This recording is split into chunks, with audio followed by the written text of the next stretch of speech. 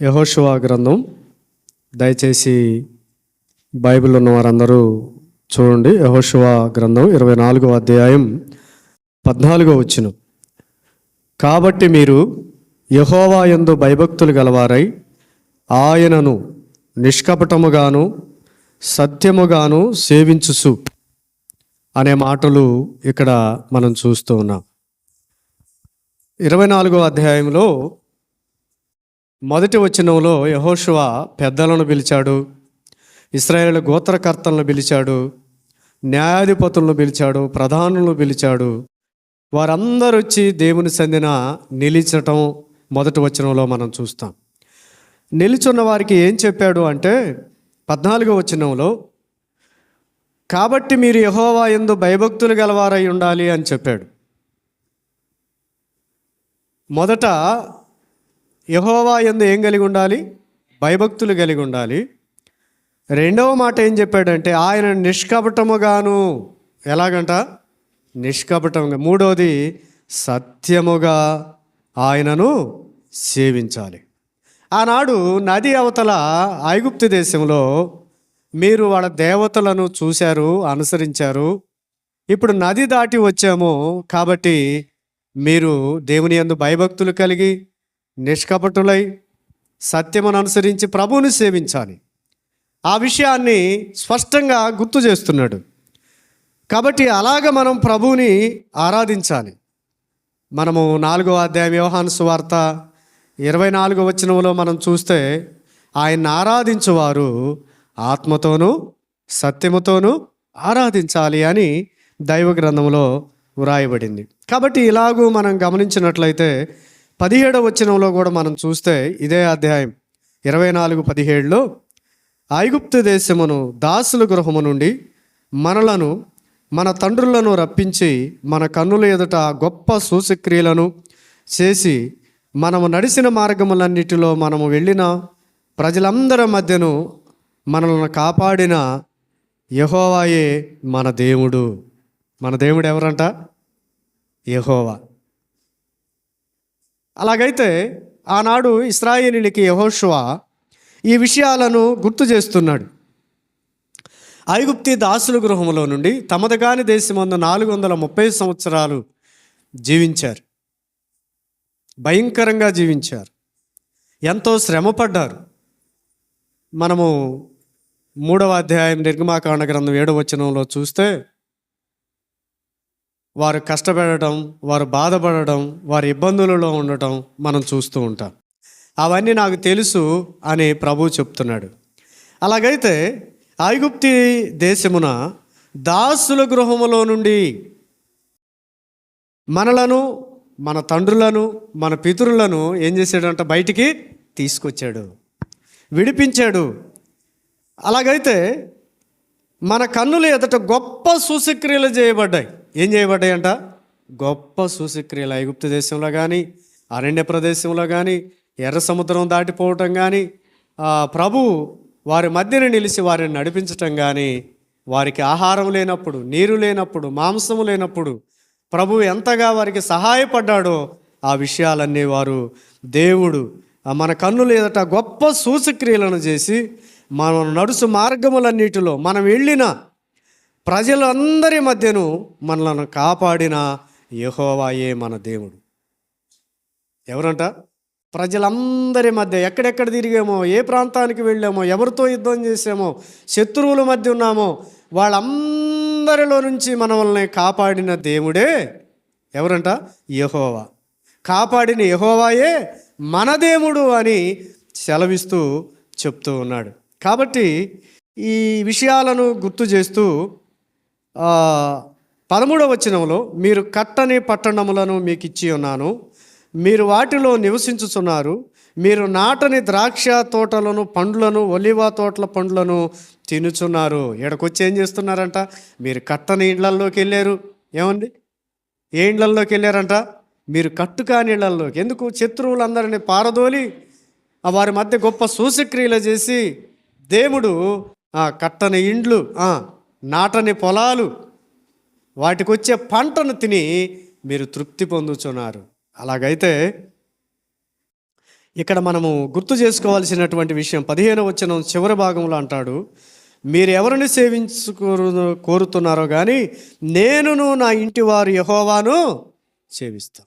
మీరు ఎవరిని సేవిస్తారో నాకు తెలియదు, నేను నా ఇంటి వారు మాత్రం యెహోవాను సేవిస్తాం. ఎందుకు? ఆయన మా కన్నుల ఎదుట గొప్ప సూచక్రియలు చేశాడు. మనం వెళ్ళిన ప్రజలందరి ఎదుటి నుంచి మనల్ని ఏం చేశాడు? ఆయన కాపాడాడు. కాపాడి నీ యెహోవాయే మన దేవుడు అని సెలవిస్తూ ఉన్నారు. కాబట్టి ఆ గొప్ప దేవుని సన్నిధిలో దేవునికి మనము కృతజ్ఞతాస్తుతులు చెల్లించ బద్దులమై ఉన్నాం. 7వ వచనంలో కూడా మనం చూస్తే, వారు యెహోవాకు మొరపెట్టినప్పుడు ఆయన మీకును ఐగుప్తులకు మధ్య చీకటి కల్పించి సముద్రమును వారి మీద రప్పించి వారిని ముంచివేసెను. ఐగుప్తు దేశములో నేను చేసిన దానిని మీరు కన్నులారా చూసితిరి. అటు తర్వాత మీరు బహుదినముల అరణ్యములో నివసించిరి అనే మాటలు దేవుడు వారితో మాట్లాడటం చూస్తున్నా. ఐగుప్తీలకి ఇశ్రాయేలుకి ఎర్ర సముద్రం దాటేటప్పుడు ఏం కలుగజేసాడంట? చీకటి కలుగజేసాడు. వాళ్ళు వీళ్ళు కాకపోవట్లేదు, వీళ్ళు వాళ్ళకి కనపడకుండా చేసి వాళ్ళ నుండి తప్పించాడు. కాబట్టి ఇవన్నీ మీ కన్నులే చూశాయి. మీరు కట్టిన ఇళ్లల్లోకి వెళ్ళారు, నాటని పొలాలను స్వాధీనం చేసుకున్నారు, వాటి పంటని సమృద్ధిగా తిని తృప్తి పడుతూ ఉన్నారు అనే విషయాన్ని గుర్తు చేస్తున్నాడు. కాబట్టి ఇక్కడ దాసుల గృహం, మనం కూడా ఎఫెసీయులకు రాసిన పత్రిక 2వ అధ్యాయము 1వ వచనం చూస్తే, అపరాధముల చేతను పాపముల చేతను చచ్చి ఉన్న మనల్ని క్రీస్తుతో కూడా ఏం చేశాడు? బ్రతికించాడు. పాపము చేయవాడు పాపానికి దాసుడు. కాబట్టి ఆ దాస్యములో నుండి దేవుడు మనల్ని ఏం చేశాడు? విడిపించాడు. అందుకు దేవునికి మనము కృతజ్ఞతాస్తుతులు చెల్లించాలి. అలాగనే లూకాసు వార్త 1వ అధ్యాయము, దయచేసి చూడండి. లూకాసు వార్త 1వ అధ్యాయము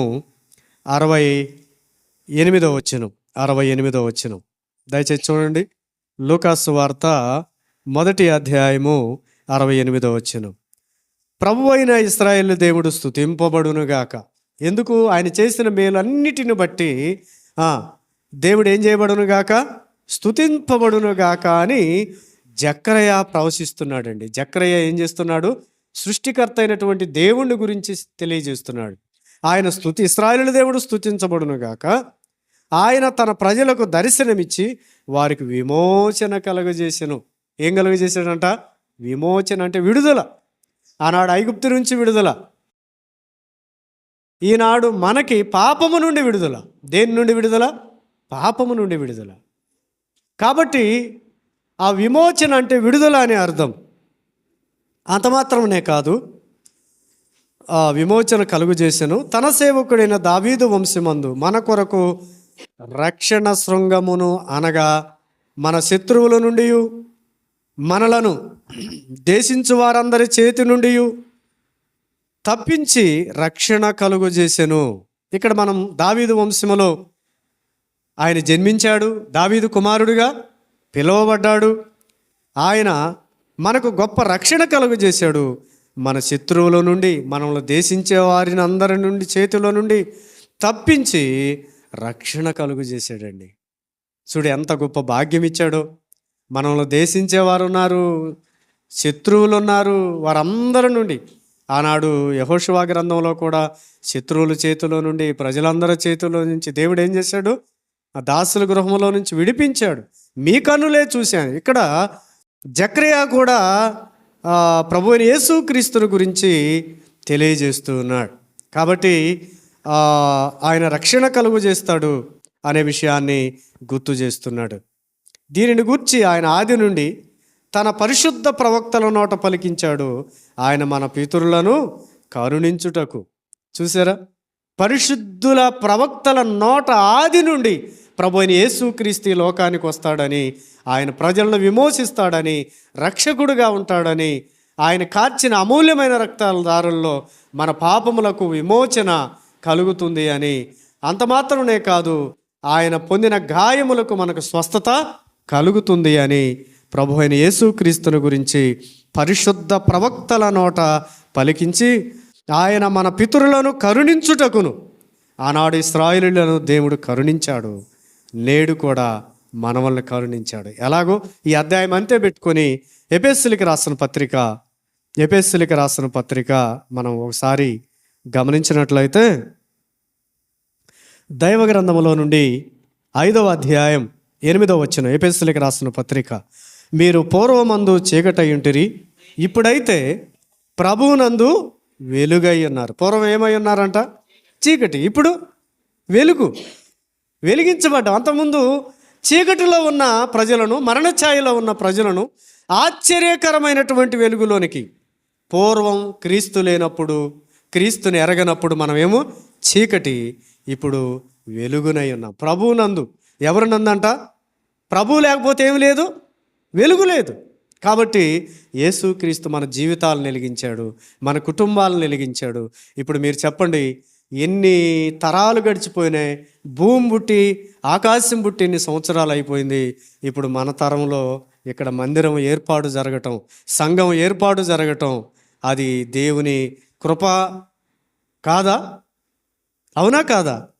దేవుని కృప తప్ప మరొకటి లేదు. ఇది గొప్ప భాగ్యం మనకి. ఏంటి? ప్రభువునందు మనం ఏం చేయబడ్డాం? వెలిగించబడ్డాం. అలాగైతే ఆయన కనికరం ఎలాగుంటుందో కూడా దైవ గ్రంథంలో మనం చూడగలుగుతాం. చూడండి, రోమిలికి రాసిన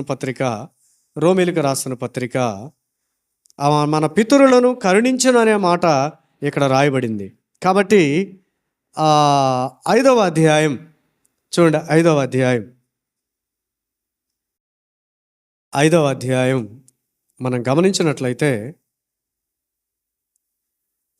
6వ వచనం, ఏలయనగా మనం ఇంకా బలహీనులమై ఉండగా క్రీస్తు యుక్త కాలమున భక్తిహీనుల కొరకు చనిపోయెను. 8వ వచనం, అయితే దేవుడు మన ఎడల తన ప్రేమను వెల్లడపరుచున్నాడు. ఎట్లనగా మనం ఇంకా పాపులమై ఉండగానే క్రీస్తు మన కొరకు చనిపోయెను. 10వ వచనం, ఏలయనగా శత్రువులమై ఉండగా ఆయన కుమారుని మరణము ద్వారా మనము దేవునితో సమాధానపరచబడిన వారమై ఆయన జీవించుడి చేత మరి నిశ్చయముగా రక్షించబడుదుము. ఇలాగూ మనం చూస్తే ఇక్కడ బలహీనతలో ఉన్న ప్రజలను, తర్వాత పాపులై ఉన్న ప్రజలను, దేవునికి శత్రువులుగా ఉన్నటువంటి ప్రజలను మనం చూసినప్పుడు ప్రియులారా గమనించండి, దైవ గ్రంథములో రాయబడిన విషయాలను చూసినట్లయితే దేవునికి మనము శత్రువులుగా ఉన్నాం. భయంకరమైనటువంటి పరిస్థితుల్లో ఉన్న మనలను ఆయన మన కొరకు తన ప్రాణాన్ని పెట్టి మనల్ని విమోచించి దేవుని రాజ్యానికి మనల్ని ఏర్పాటుగా అనుగ్రహించాడు. అంతేకాదు, ఎఫెసీయులకు రాసిన పత్రిక 2వ అధ్యాయం 5వ వచనం చూడండి, 4-5, అయినను దేవుడు కరుణా సంపన్నుడై. ఎవరంట మన దేవుడు? కరుణా సంపన్నుడు. ఎలా కరుణించాడు అంటే, మనము మన అపరాధముల చేత సచ్చిన వారమై ఉండినప్పుడు సైతము మన ఎడల చూపిన తన మహాప్రేమ చేత మనలను క్రీస్తుతో కూడా బ్రతికించెను. కృపచేత మీరు రక్షించబడ్డారు. ఆయన చూపిన మహా కరుణ. ఎలాంటి కరుణ అంట? ఏమండి? అయినను దేవుడు కరుణా సంపన్నుడై ఉన్నాడు. మనము లూకాసు వార్తలో చూసాం, మన పితరుల యందు ఆయన ఏం చూపించాడు? కరుణ చూపించాడు. మన ఎడల కూడా ఆయన ఏం చూపించాడు చెప్పండి? అయినను దేవుడు కరుణా సంపన్నుడు అంట. ఎవడు? కరుణా సంపన్నుడు. అంత గొప్ప భాగ్యం మనకు అనుగ్రహించాడు. ఎందుకు అలాగ చెప్పగలుగుతున్నామంటే, మనము మన అపరాధముల చేత ఏమై ఉన్నాం? చచ్చియుండినను సైతము మన ఎడల చూపిన తన మహాప్రేమ చేత మనల్ని ఏం చేశాడంట? ఆయన ప్రేమ చేత మనల్ని క్రీస్తులో బ్రతికించాడు. ఎవరిలో? చచ్చిన మనవల్ని, చీకటిలో ఉన్న మనవల్ని, కరుణ లేని మనవల్ని కరుణించి తన ప్రాణాన్ని పెట్టి ఏం చేశాడు? క్రీస్తులో మనవల్ని బ్రతికించాడు. క్రీస్తు లేకపోతే మనకేమి లేదు, జీవము లేదు. కాబట్టి యేసు క్రీస్తునందు మనము రక్షించబడిన వారమై ఉన్నాం. పేతురు రాసిన మొదటి పత్రిక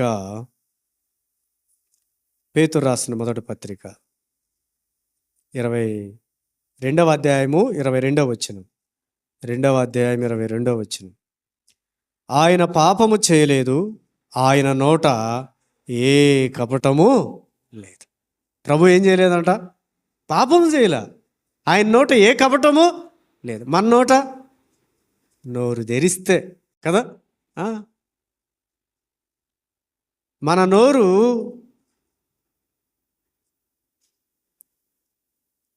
భయంకరమైన నాశనం, కుంట. కారణం ఏంటంటే కొలస్సీల్లో రాశాడు, మీ నోట ఏముండకూడదు, బూతులు ఉండవు, ఇవి పరిశుద్ధులకు తగినది కాదు అని చెప్పాడు. మన మాట అవునంటే అవును, కాదంటే కాదు. అలాగైతే ఇక్కడ మనం గమనించాల్సింది, ఆయన పాపము చేయలేదు, ఆయన నోట ఏ కపటము కనబడల, ఎతికినా కనపడల. పిలాతు కూడా పలుసార్లు పిలిపించి చూస్తే ఏమన్నాడు? ఇతని యందు ఏ దోషము నాకు కనపడలే. మత్తయి సువార్త చూడండి, మీకు తెలుస్తుంది. ఆయన నోట ఏ కపటము కనపడ, ఆయన పాపము చేయలేదు.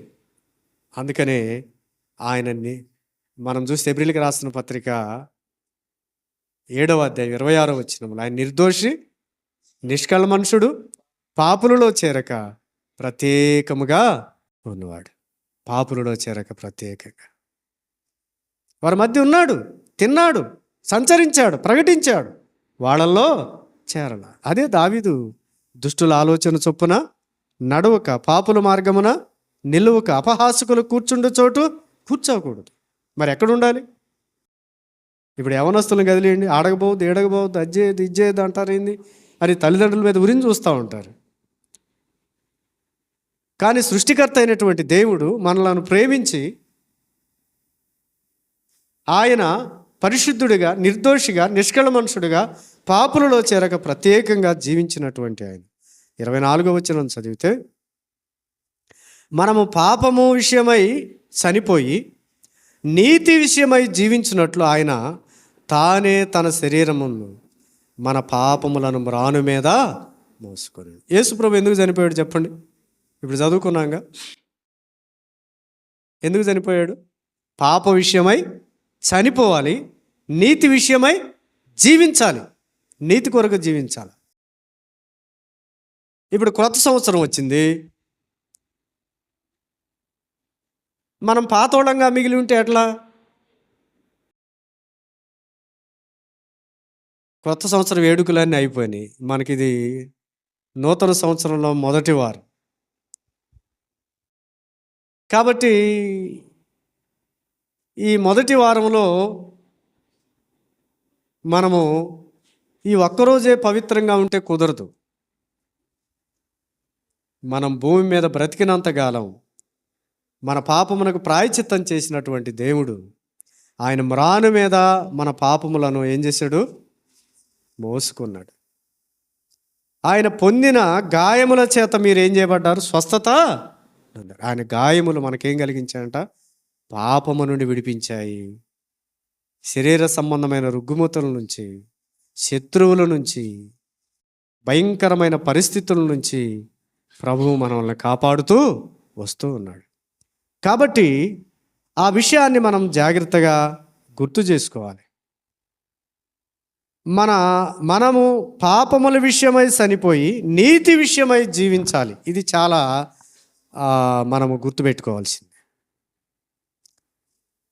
పాపము వినబడకూడదు, పాపము కనబడకూడదు, పాపముల గురించి చెప్పుకోకూడదు. మనం ఎందుకు? మన కోసం ప్రభు మ్రాను మీద వేలాడు తీయబడ్డాడు, పాపం విషయమై చనిపోయి నీతి విషయమై జీవించటానికి. కాబట్టి చచ్చిన స్థితిలో నుండి బ్రతికిన స్థితిలోకి ప్రభు మనల్ని నడిపించాడు. అందుకని దైవ గ్రంథంలో ఈ విషయాలను మనం జాగ్రత్తగా గుర్తు చేసుకొని, కరుణా సంపన్నుడైనటువంటి దేవుడు మనల్ని ఎలాగ ప్రేమించాడో ఆయనను రుచి చూసిన మనం పేతురు రాసిన మొదటి పత్రిక 2వ అధ్యాయం 1, 2, 3 వచనాలను మనం చూద్దాం. ప్రభు దయాళుడని మీరు రుచి చూచి ఉన్న ఎడల సమస్తమైన దుష్టత్వమును, సమస్తమైన కపటమును, వేషధారణను, అసూయను, సమస్త దూషణ మాటలను మాని క్రొత్తగా జన్మించిన శిశువును పోలిన వారై నిర్మలమైన వాక్యమును పాల వలన రక్షణ విషయములో ఎదుగు నిమిత్తము ఆ పాలను అపేక్షించుడి అన్నాడు. కాబట్టి ప్రభు మనకి తెలియజేస్తున్న విషయాలు, యెహోవా అలాగే లేకపోతే ప్రభు దయాళుడని మీరు రుచి చూసి అన్న ఎడల సమస్త దుష్టత్వాన్ని ఏం చేయాలి? సమస్తమైన కపటమును, వేషధారణను, అసూయను, సమస్త దూషణ మాటలను ఏం చేయాలంట? ఏం చేయాలి? మానాలి. క్రొత్తగా జన్మించిన శిశువు వలె ఉండాలి. క్రొత్తగా జన్మించిన శిశువుకు లోకంలో ఉన్న సంగతులు ఏమైనా తెలుస్తాయా? తెలియదు. కాబట్టి మనం క్రొత్తగా జన్మించటం అంటే క్రీస్తులో. ఎవరిలో జన్మించాలి? క్రీస్తులో. కాబట్టి అలాగ జన్మిస్తే ఇవన్నీ మానుకోవాలి. లోకంలో ఇవన్నీ అసూయ, దూషణ మాటలు, కపటము, వేషధారణ, దుష్టత్వం ఏం చేయాలి? దుష్టత్వం నుండి భయంకరమైన దుష్టత్వం. అసలు ఈ లోకమంతా ఎవరి యందు ఉందంట? దుష్టుని యందు ఉంది. ఎవరి యందు? దుష్టుని యందు. కాబట్టి ఈ దుష్టత్వాన్ని మానుకొని ప్రభువు మ్రాను మీద మన పాపములను మోసుకొని పోయాడు. కాబట్టి ఎందుకు అంటే పాప విషయమై చనిపోయి నీతి విషయమై జీవించాలి. కాబట్టి వీటన్నిటిలో నుంచి రక్షించిన వాడే యెహోవా మన దేవుడు అని చెప్పారు. ఆయన అద్భుతాలు చేశాడు, సూచక్రియలు చేశాడు, మహత్కార్యాలు చేశాడు, మీరు మీ కన్నులారా చూశారు అని ఇశ్రాయేలుతో దేవుడు మాట్లాడుతున్నాడు. పిల్లారా గమనించండి, దైవ గ్రంథంలో మనం ఆలోచన చేయవలసింది, పరిశుద్ధుడైనటువంటి దేవుడు ఆనాడు ఇశ్రాయేలీలకు 24వ అధ్యాయం యెహోషువ గ్రంథంలో వాళ్ళకి ఎలాంటి పొలాలు ఇచ్చాడంట?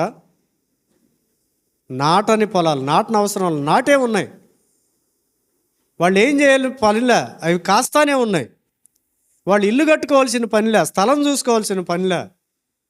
శత్రువులందరిని పాలదోలి ఆ ఇండ్లను ఎవరికి ఇచ్చారు? ఇశ్రాయేలీయులకి ఇచ్చాడు. ఇవాళ సజీవుడైనటువంటి దేవుడు కూడా ఆయన అన్నాడు, నేను వెళ్ళి మీకు స్థలము సిద్ధపరుస్తాను. 14వ అధ్యాయం యోహాను సువార్తలో ఆనాడు ఇశ్రాయేలీయులకి ఎలాగ దేవుడు వాగ్దానం చేసిన వారికి ఇచ్చాడో అలాగనే పరలోకంలో దేవుడు మనకి ఇండ్లను సిద్ధపరుస్తూ ఉన్నాడు. అవి ముత్యములతో, గోమేధికములతో, వైఢూర్యములతో, బంగారపు వీధుల్లో తిరుగుతాం. ఆకలి దప్పులు లేని రాజ్యములో ఆ నిరీక్షణతో మనం ప్రభు వైపు చూస్తూ ఆరాధిస్తూ దేవుణ్ణి మహిమపరుద్దాం. అట్టి కృప పరిశుద్ధాత్మ దేవుడు సహాయం చేయనుగాక. ఆమేన్.